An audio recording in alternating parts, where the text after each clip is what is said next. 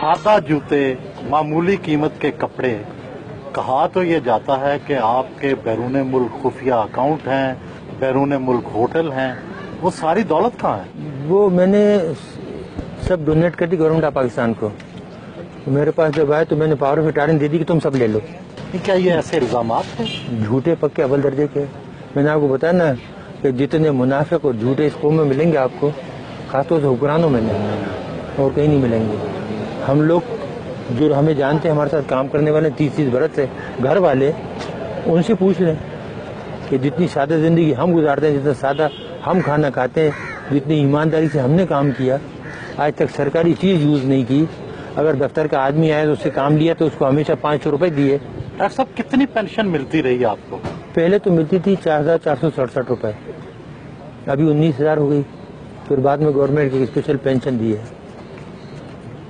जब उन्हें ये पता लगा कि इनके पास कोई पैसा वैसा नहीं है, इन्होंने कोई चोरी नहीं की और ये सब बकवास थी, प्रोपेगेंडा था, न मकान है, न अकाउंट है, न कुछ है, तो फिर आए कि जी हमें पता है आपको बहुत तकलीफ है फाइनेंशियली, बहन भाइयों से ले के गुजारा कर रहे हैं, तो फिर एक स्पेशल पेंशन दी। कि आपकी टीवी की एक औरत होती जो पहले सब्जियाँ बेचती थी, वो एक दिन एक प्रोग्राम में कह रही थी, बहुत दिन हुए कि जी इनके 23 प्लाट हैं इस्लामाबाद में, 23 बंगले। एक और साहब हैं जो अपने आप को बहुत बड़ा मशहूर कंपेयर कहते हैं, वो कहने लगे कि जी ये तो ठीक है इनको बंद कर दिया, लेकिन इनके जो मिलियंस बाहर रखे हैं वो भी तो मंगाओ। तो कितने के प्लाट आपके हैं इस्लामाबाद में? पूरा इस्लामाबाद, पूरा पाकिस्तान मेरा नहीं, वैसे जहाँ जैसे आपकी जाती मलकियत कितने हैं?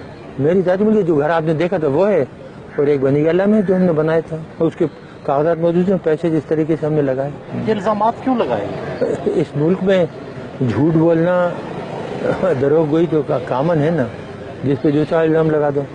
जो चोर हैं, डाकू, उन पे इल्जाम नहीं लगते। वो साहूकार हो तो उनकी सफाई पेश होती है कि नहीं वो तो बहुत ही ईमानदार हैं, नौमौलूद बच्चे की तरह हैं।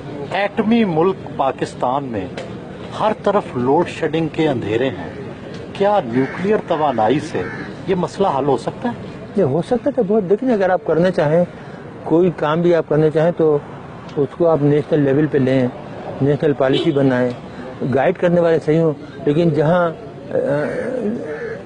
चीज़ें जाहिलों के हाथ में हों वो कुछ कर सकते हैं। क्या तरीका है? कोई शॉर्टकट है? शॉर्टकट देखिए, तरीके बहुत से हैं, लेकिन अब हमने कसम खाई है कि इस मुल्क को कुछ नहीं बताएंगे। जो हमने बताया उसका जो सिला मिला ना, अब उसके बाद कोई सलूशन, कोई हल नहीं बताएंगे किसी को।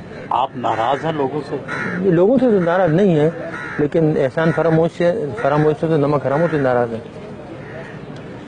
आवाम से नाराज नहीं है, आवाम तो बेचारे बहुत मोहब्बत देते हैं। आपने खुद अभी मेरी बेगम को देखा, सीधी सादी बेचारी किन जाती, कितने गुस्से में आई वो, जिसके साथ ये हो कि 6.5 साल से बंद रखा है, बच्ची को नहीं आने देते, मिलने नहीं देते।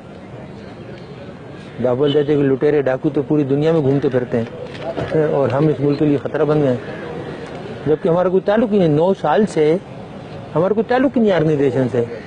गैर मुल्की अखबारात में आता है कि टम्बकटू में आपका कोई होटल भी है। ये बिल्कुल होटल है, हमारा तो नहीं है। हमने तो गरीब का बना के दिया था बेचारे का, वो बेहद गरीब था, मुसलमान था, बेहद गरीब लोग हैं। हम सब ने मिल के 8-10 आदमियों ने चंदा करके, तो तकरीबन $50,000 थे, उसको वहाँ उसने जगह ली थी और उसको उसने बनाया। अगर हमारा तो हमारे पास वहाँ से पैसे आते कि नहीं आते, और हमें वहाँ बनाने की जरूरत पड़ी थी। अगर हमें बनाना होता तो यहाँ इस्लामाबाद में 1-2 घर खरीद के उससे आमदनी नहीं कमाते। डॉक्टर साहब, जिंदगी में किसी बात का पछतावा भी है? इस कौम के लिए काम करने का। आज वो ये होता है, कभी कभी आदमी सोचता है ना कि कोई और काम करता, तालीम की तरफ ध्यान देता बजाय ये काम करने के ना, एजुकेशन की तरफ प्रोफेसर बन जाता। मेरे पास बहुत पेशकशें थी, लेकिन एकदम ये जब हिंदुस्तान ने धमाके किया तो 74 का, तो फिर मैंने देखा कि पाकिस्तान का जो वजूद है खतरे में पड़ गया है, इसलिए वो काम छोड़ के तो इधर आ गया।